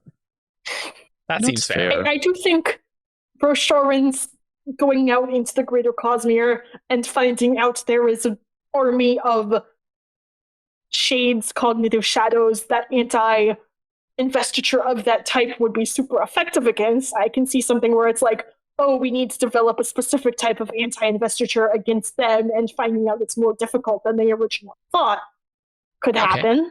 Sure. I still really want to see like a shade fighting anti-investiture battle. It sounds amazing. So cool. It sounds so cool. Yeah. There's so many cool space age things that you could do, like an alien invasion story, but we know who the aliens and we know who both sides are. Like, that sounds amazing. Yeah. Hell, you could just do an alien invasion story where the aliens are the sleepless. You could just do that. And just have that in the Cosmere. You can have that kind of story where both the aliens and the natives are sleepless. God. Yeah, that might be a little harder for people to empathize with the characters of that story. But yeah, you know, my mind went more to like alien invasion story, but the aliens are Rosharans. Oh yeah. That's my first thought as well. Where like the aliens are Rosharans. Or like, let's say it's like Roshar invades Nalthis or something, and like that would just be so cool to see. You know, it would be cool if like, imagine like an alien invasion story where the world that is being invaded is like closer to real life right now on tech level. Yeah. And the invaders are the ones that look like medieval knights, but are more technologically advanced. Yeah, like super magically advanced, right? Yeah. Magic power armor. It's like peak aesthetic, in my opinion. You're just hanging out and some guy with a freaking anime sword shows up. Like, what's up? Yeah, and you shoot guns and you're like, I don't know, man. Like, I don't know. I can't push and pull on it. I'm totally screwed. I feel like guns will do fine against plate. Maybe like if you can larger calibers. If you can break plate with like swords and maces, a machine gun will do the trick. I guess that's fair. Yeah. It's not invulnerable. But like presumably you just charge it with more investiture and then it's fine, right? Yeah. Assuming you have it. You gotta get plugged into the investiture pipeline because machine I'm guns just saying shoot they fast. have guns, the investiture things. Okay, Right? the mental image of like an army of Knights Radiant who all have like cables connecting them to the mothership is very funny. No, they invade Cell and they figure out how to pipe the stuff to them or something. Yeah. I don't know. Sure. through their door purifier. Yeah, their door Right. purifier, you know. Everyone Do we- in the space age has a door purifier. Come on. Yeah, I mean, do we think purified door will be like common in the future? Are we gonna see? Yeah. Yes, I do. I no, I don't think it will be common because if it were, I think we would have seen more. So we saw one like what Nomad called an investiture cell over in the Scadrial Sure. installation. I think if the door were common, we would have seen more of like my impression Okay. is that this is okay. Yeah, this is something that a lot of people have access to, but not in like vast quantities. I don't know. I think it's going to be around. Wonder if you can realistically run out of door. No, probably not. Hmm. No, that's No. insane. No, If shards are supposed to be like theoretically infinite, then they should. I think the door power would regenerate and go to where the Yeah, dead it shards are, yeah. right? Like same Yeah, it principle. probably will just return. Yeah. Yeah. Get an infinite power if you can control that plasma storm. Everyone wants Cell for that plasma storm. Hmm. The plasma storm Cell. A supercell. Yeah, a supercell. A supercell, yes. The powerhouse of the cell. Obviously, there's like other stuff with like Dawnshards. Like not only do we have many shards that we have not seen on screen at all, but there's a bunch of Dawnshards as well. We have, I mean, we've only not seen like 2 of them. yeah. That's like half of them, so that's not. That's like half of them. Well, but you said there are many. Like there's only 2. Okay. Yeah, that's a fair point. I typically wouldn't say 3 as many. I wouldn't say even 4 as many. We don't need to get down this path about what how many is several. Yeah, we don't need to do that. Yeah. But- The Dawnshards are interesting to me because they have this like, as opposed to these other things where it's like new technology, the Dawnshards very much Yeah. have this vibe of like something old being Yeah. discovered. Like there were, Mhm. as far as we can tell, thousands of years between the Shattering and sort of present day, Yeah. where the Dawnshards weren't being used. To our knowledge, right? I mean, and then maybe Vax is just like constant, like the final 2 Dawnshards are constantly fighting there, Yeah. for all we know. But Absolutely. Obviously. But It's as good a Vax theory as any. it really is. Has as much evidence as any. Yeah. Not much to base it on, so let's go. I think we have to see a magic user using a Dawnshard on screen. It's not good enough to just have Sigzil do it off screen and have him nearly kill Oggs. Not good enough. I need to see lots of power being used with a Dawnshard and what horrible crap happens. That needs to happen sometime. Yeah. And even more so, I think we need to see. I mean, hopefully we'll see like in Dragonsteel, we'll see like Oh yeah. the full power of the Dawnshards, yeah. right? That's gonna be awesome. But because like if we have Risen or whoever use a Dawnshard on screen, they are going to be limited in what they can do, Yeah. right? And so I want to see the same way that we have seen Shards really go to town. With we saw Vin just rotate the planet. We've seen Rashek, or not seen, but Rashek shove the planet around, stuff like that. I want to see an act of God on that scale from a Dawnshard. Like, what does it mean? Like the command to change. What can you change if you are a Shard? I think we might see. I don't remember if. Correct me if this is like canon or just like a theory. Okay. But I think the breaking of Ashen, Surge augmented by a Dawnshard, we'll see that, right? Yeah, wasn't there I don't something know about if that? it's the Dawnshards. I know.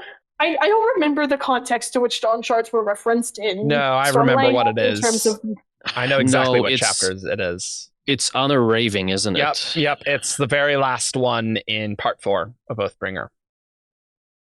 Because that's when the Recreant stuff happened, and yeah, okay. But in the days leading to the Recreants, Honor was dying. When that generation of knights learned the truth, Honor did not support them. He raved, speaking of the Dawnshards, ancient weapons used to destroy the Tranquilin Halls. Honor promised that Surgebinders would do the same to Roshar. What a badass paragraph! Like that's such a great paragraph. like just Yeah. I don't know how or when we would see this, but just a scene of like Ishar Yeah. trying to save Ashen using like bondsmithing augmented by a Dawnshard and just yeah. failing and breaking Yes. the planet instead. Yes. I could imagine this being like one of the flashbacks from either Taln or Shalash. Oh, yeah, that'd be cool. 100%. We have to see that. Oh no, happen. we have to see Ashen like get messed up. Yeah, right? absolutely. And just like I don't know, that sort of like ancient powerful weapon Yeah. almost being rediscovered in the sort of space age Cosmere. Yeah. It is truly terrifying to imagine a shard with one of these, right? Which makes me wonder what exactly happened exactly pre-shattering with the Dawnshards. It's like aren't they right there? What's up, guys? Maybe it's like the Dragon Balls, where you like use them and then they get scattered again. I mean, it kind of has to be something like that, I feel. I mean, it could have been like a genuine. Okay, so we're gonna do this thing, and then we are going to yeet these things out of here because, like, we should not keep such powerful weapons in the same place. I think we should give one of them to the bugs. I think that'll be a really good long-term solution. Let's give one of them to the guys. bugs, Put one of them to the bottom of the to ocean. the Courtful. Yeah. I mean, it's, Yeah, bottom of the ocean in For an sure. aluminum box. Yeah, obviously. Everyone knows that. it's possible that, like, in the initial aftermath of killing Adenolzium, they've made an agreement, like, hey, we won't use those things on each other, Yeah. and that's like still binding because they're shards or something. Yeah. Maybe, I don't know. Or maybe they got lost in the chaos. I can't imagine like death of Adonalsium was like a peaceful event. No, it was probably pretty bad, for sure. Or, you know, maybe Odium just tossed a Dawnshard into the trash and the bugs picked it up from there. So yeah, the bugs got it from there. I mean, Yolan actually still existing is still actually crazy. Hidden somehow for some reason. Who knows if that applies in the space age, though, you know? Sure. But if any place would be, like, totally wrecked, I would feel like it's Yolan post-shattering. And yet, Didn't the Traveler take place on Yolan? I don't know if we know that. Or did it just look like Yolan? Oh, boy. I don't think we know. Because I Right? remember the Fane trees. Oh man, oh yeah, we didn't. I wanted to, when we talked about Hoyd, mentioned the like, you can't bring back the deadline or whatever it is from the Traveler. Mhm. Yeah. Oh, yeah, pure white leaves. Yeah, okay, so it's probably Yolan. Yeah, for sure. It If definitely anyone sounds like knows Yolan. a way back and forth between Yolan and the rest of the Cosmere, it would be Hoyd probably. Like, Yeah. that doesn't. Yeah. Yolan can be hidden, and also Hoyd can have a way to get back, and Yeah, that yeah, does not like. Yeah. For sure. Just the existence of this little thing. So insane. Remember that in 2018? That was a good time, guys. I was there in the room Yeah. when he read. Yeah, I was Yeah, like, both you and Grace. bro, what the hell? Yeah. You're Yeah. just gonna you're gonna just okay, sure, fine. Insane. Listeners, if you don't know what we're talking about, I'll by put the it way, in the 'cause this is- description. Don't you worry. This is a little obscure. This is but it's very like- obscure. Well known in the WAB world, but still a little obscure. It's like 2 pages that Brandon read, non-canonical, of like Hoyd POV after the events of Era 1, essentially. Yeah. Where he leaves Scadrial and has a little chat with Frost. Talking to Frost. Good stuff. Good podcast episode. We flipped out in a Traveler episode for sure. It's just insane. Absolutely crazy. So the line that Grace is referring to is Frost, who is not named, says, "Did you find what you were seeking?" And Hoid replies, actually doesn't reply, just shrugs. And Frost continues with, "You will not find a way to restore what you have lost, old friend. It is impossible." And then Hoid says, "You don't know that. The old rules no longer hold. Besides, I've heard of a place. Doesn't matter. I don't care. This isn't about the dead." Or it's not just about the dead, at least. God, what does that mean? Ah! He wants to bring someone back from the dead, I think. A lot of people think that. Yeah, a lot of people think that. Maybe we will go to the beyond. That I don't think we would, but that would be zero chance. That would be Zero crazy. Zero chance. Just a massive perpendicularity, like a Dawnshard sized perpendicularity, just breaking through all three realms into the beyond to get there.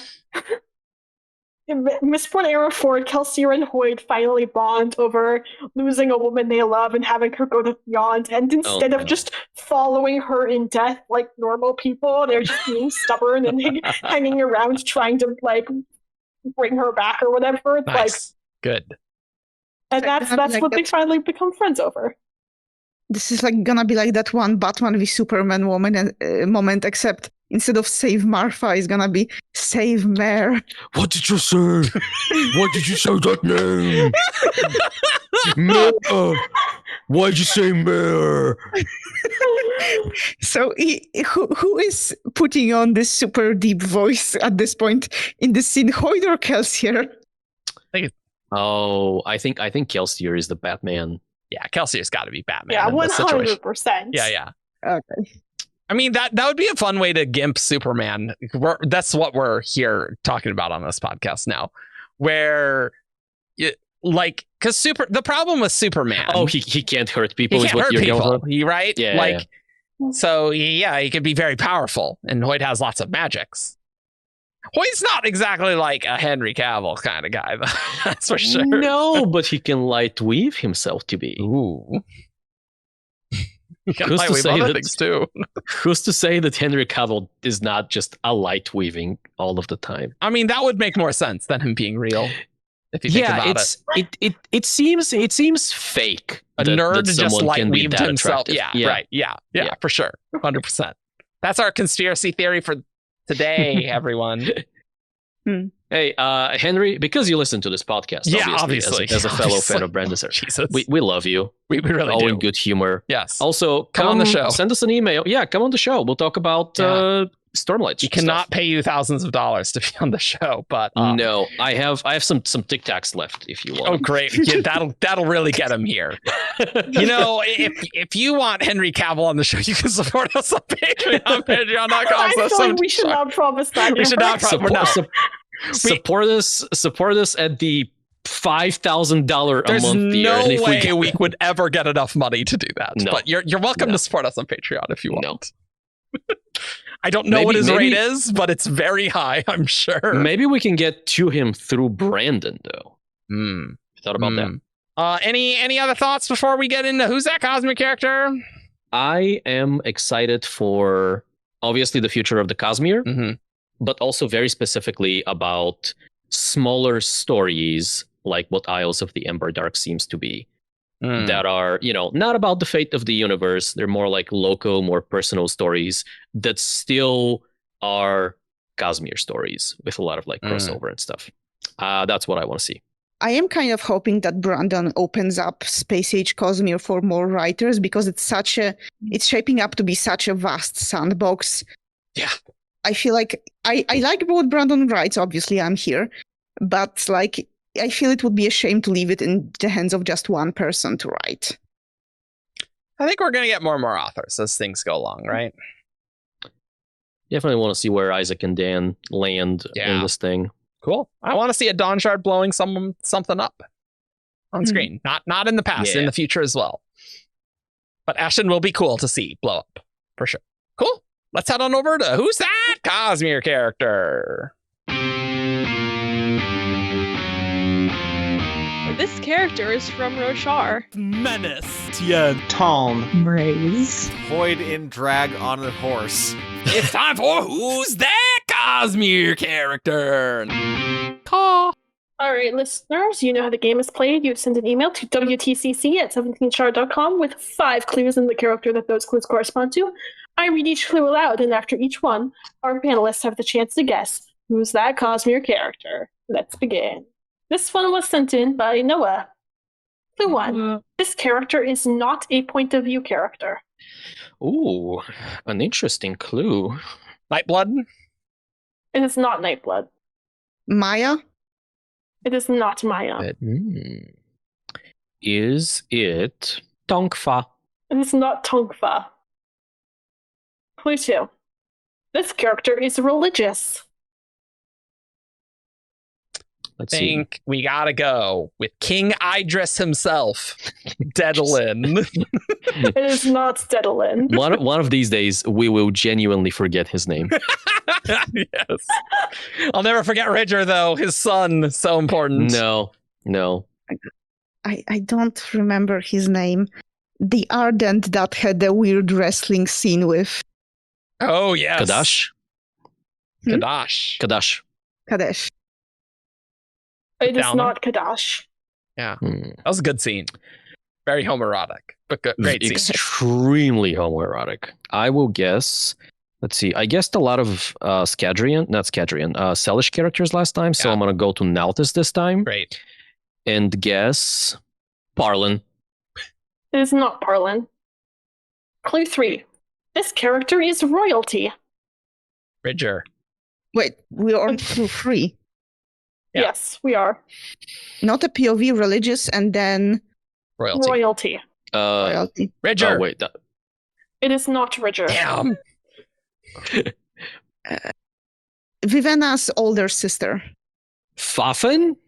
Fafen. That's good. I was gonna guess It is Fafen too. Fluffin, but she's the older one. She's the Yeah, middle she's the middle child. one. She's younger Oh, than Yeah, okay, she's younger I than was- Vivenna, but older than Ciri and Ridger. I was Okay, but genuinely gonna guess Fafen as I well. can't believe I got 2 of the. Yeah. Damn it. Um, Ah. Clue 4. This character has unusual hair. Clue 5. This character is from Warbreaker.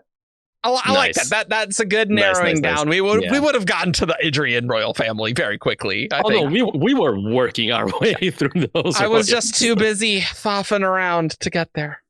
Well, You're welcome. we love Fafen on this show. We do. We love that whole family of people we barely talk to. Does she have art? Yeah, we should She does commission have art. We gotta commission will- some Fafen art. Does Ridger have I art? will. Probably not. Parents, Daedalin, mother. Well, I think there's some information on Vivenna's mom. No Ridger either. Wow. You got to put that on your commission list. All right. I will do that. Let's go to our Who's That Cosmere Character priority queue. You're a Herald on Patreon for $10 or more, I guess, if you want, a month. You can submit priority queues, which we will read faster than normal Who's That Cosmere Character one. But of course, our Patreon is only $1 a month, but the Herald one is our highest tier. This one is sent by Lamerny. Lamerny. Clue 1? It's gonna be a weird one. It's gonna be a weird one, isn't it? Well, there are quite a few Lamerny ones because I think last year when I was running out, I asked people and Lamerny sent like 7. So I'm still slowly getting through them. Lamerny gets it. It's fine. Clue 1. This character utilizes an invested art. Have we not? done Wow, that? it only narrows things down to 3/3 of all characters. Hey, Nightblood. look, Fafen and Ridger aren't in there. Nightblood, you said? It's not Nightblood. I like that though. Navani. Not Navani. See, but so it says uninvested art, so it implies 1. That's So what I the feel clue like- stated. But one by definition implies at least 1. It's true. I That don't is know. another true statement. I'm gonna go with Kenton. Ooh, it's not Kenton. That would have been pretty good though. The art of boomboxing. Yes. Clue 2. This character has multiple names. Vasher? Not Vasher. Bayon. Ooh, it's not Bayon. What if, hear me out, Uh-huh. Jeanat, It's not Shanat. I like that. because it's Jean. No, boo, get out of here. If you said maybe like Taker of Secrets, like, it's a title, is that a name? I don't know. Oh, yeah, you that's know? right. She does have one. Yeah. Yeah. Anyway, clue 3. This character has a beard. Oh, the urge to Raoden? guess beard. It's not Raoden. He has a beard? I don't know. Oh, okay. Oh. No, he is. No, the dude's too vanilla to have a beard. Yeah, true. True statement. Wendell? Not Wendell. I'm just trying to think through who has beards, and all I can think about is Bridge 4 specifically shaving their beards. Like, that is not helpful. No, not particularly. I will go with Tanavast. Ooh. Honor. It is not Tanavast. It does satisfy this next clue. Clue 4. This character has lived for a long time. It is not Tanavast, though. Ishar. Not Ishar. He does have a beard. That's true. No. Taln? It's not Talon. Yeah, I think he also does have a beard Yes. in modern day. Lots of bearded heralds. Very manly. Frost. It is not Frost. Why did I guess Frost? Clue 5. This character claims they do not fear Hoid. Xysis. It is Xysis. Yay! And I guess the art kind of insane. has a That's beard. absurd. In saying Frost, I was like, no, wait, no, the wrong dragon. You're right on the money there. I can't believe how well you did in these two Who's That Cosmere characters, Evgeni. 300 IQ play. Yeah. And also Ian not being here. Well, we don't talk about that. Bidger. I guess the wrong one because I should. It's just a monk. It's obviously you guessed should the have been wrong the monk. sibling. Fafin. She's gonna be an Indian monk. Should not have been faffing around, man. We're gonna meet Fafin in like the Nightblood book, and she's going to be like, "Yeah, I don't really believe. I just do this to like satisfy my father. I'm not religious at all. I'm just like Be like it was Ridger the whole time." It'll be King Fun. Ridger. King Ridger. That's such a weird. That's so weird. Maybe he'll just be the new King Idris. We'll just call him King Idris. All right. The second. Find us on 17shard.com for all your news, discussion, theories, and fun that you could ever want. We have a very big Discord server as well, where we have lots of other stuff. You can find us on the social medias. You can subscribe, like below. I don't know what the next episode is going to be because we're recording this in July. So, yeah. We'll talk about Fafin and Ridger in the next episode. That's not. Oh, no. That's not the next episode. King Idris's family dynamics. That's the next episode. Just go from Mistborn Era 3 speculation, Future of the Cosmere speculation. Fafin and Ridger, actually. What's their sibling relation? Anyway, we'll see you all next time. Good night. Bye. Toodles. Caw.